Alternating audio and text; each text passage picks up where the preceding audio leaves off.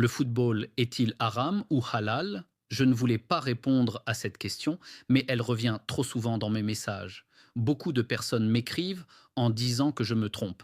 D'abord, je veux répondre à ceux qui disent si le football était haram, l'Arabie saoudite n'y jouerait pas.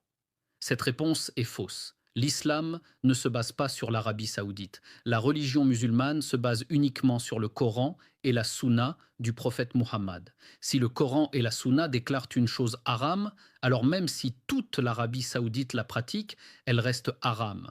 Et si le Coran et la Sunna déclarent une chose halal, alors même si un pays musulman l'interdit, elle reste halal.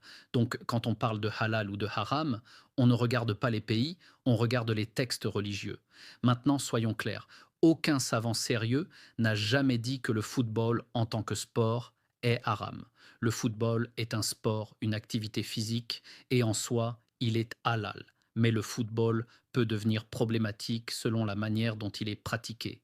Quand le football fait rater la prière, prend la place des obligations religieuses, devient une obsession, pousse à délaisser la mosquée, provoque insultes, violences ou divisions, alors ce n'est plus le football qui est en cause, mais le comportement autour du football. Aujourd'hui, pour beaucoup d'hommes et de femmes, le football est devenu une priorité au-dessus d'Allah.